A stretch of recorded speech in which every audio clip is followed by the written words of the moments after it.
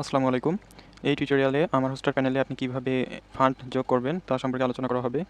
তো চলুন আমরা ফান্ড টপ আপ করি। প্রথমে আপনাকে আমার হোস্টার প্যানেলে লগইন করতে হবে। তো গুগলে আমরা আমার হোস্টার লিখে সার্চ করব। আমার হোস্টার লগইন লিখে সার্চ করলে কিন্তু আপনি লগইন লিঙ্কটা পেয়ে যাবেন। এখান থেকে লগইনে ক্লিক করতে হবে এবং আপনার অ্যাকাউন্টে লগইন করতে হবে। এই অ্যাড্রেসটা কিন্তু হচ্ছে panel.amarhoster.com। তো এটা আপনার হচ্ছে ভিডিও ডেসক্রিপশনে দেওয়া থাকবে, সেখান থেকে আপনি লগইন করে নিতে পারেন। তো এইখানে আমরা লগইন করব অ্যাকাউন্টে। ক্যাপচা সলভ করতে হবে।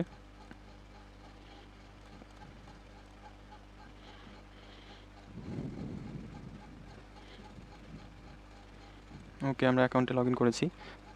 এখান থেকে আপনি বিলিং যে মেনুটা দেখতে পাচ্ছেন এখানে ক্লিক করতে হবে এবং বিলিংয়ে ক্লিক করলে কিন্তু আপনি অ্যাড ফান্ডের অপশনটা পাবেন। তো এখানে ক্লিক করা লাগবে। এখানে দেখতে পাচ্ছেন আপনি সর্বনিম্ন 100 টাকা অ্যাড করতে পারেন অথবা তার বেশি অ্যাড করতে পারেন। ধরুন আপনি 1000 টাকা অ্যাড করবেন, তাহলে এখানে 1000 লিখে ক্লিক করবেন, অথবা আপনি যত টাকা অ্যাড করতে চান তত লিখে আপনাকে অ্যাড ফান্ডে ক্লিক করতে হবে। তো এখানে আমরা অ্যাড ফান্ডে ক্লিক করি। আমি 10 টাকা অ্যাড করে দেখাচ্ছি। তো এখানে দেখতে পাচ্ছেন মিনিমাম ডিপোজিট 100 টাকা, অর্থাৎ আপনি 100 টাকার কমে ডিপোজিট করতে পারবেন না। তো এখানে 100তে ক্লিক করতে হবে, অর্থাৎ 100 লিখতে হবে এবং অ্যাড ফান্ডে ক্লিক করতে হবে। তাহলে কিন্তু দেখতে পাচ্ছেন প্রসেসিং হচ্ছে।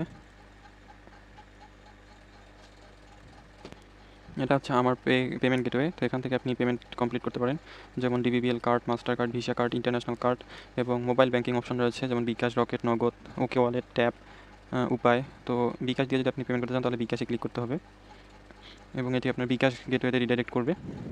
তো এখানে দেখতে পাচ্ছেন আপনার বিকাশ নাম্বার, তারপর পিনকোড দিয়ে কনফার্ম করলেই কিন্তু আপনার অ্যাকাউন্টে ফান্ডটা অ্যাড হয়ে যাবে।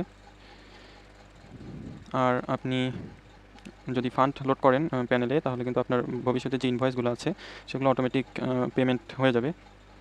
ধরুন আপনি যদি ক্লাউড হোস্টিং পারচেস করেন তাহলে কিন্তু আপনার প্রতি মাসে পে করা লাগে। তো আপনি যদি অ্যাকাউন্টে একেবারে ফান্ড লোড করে রাখতে পারেন তাহলে আপনার ভবিষ্যতে যে ইনভয়েসগুলো আসবে সেগুলো অটোমেটিক পে হয়ে যাবে।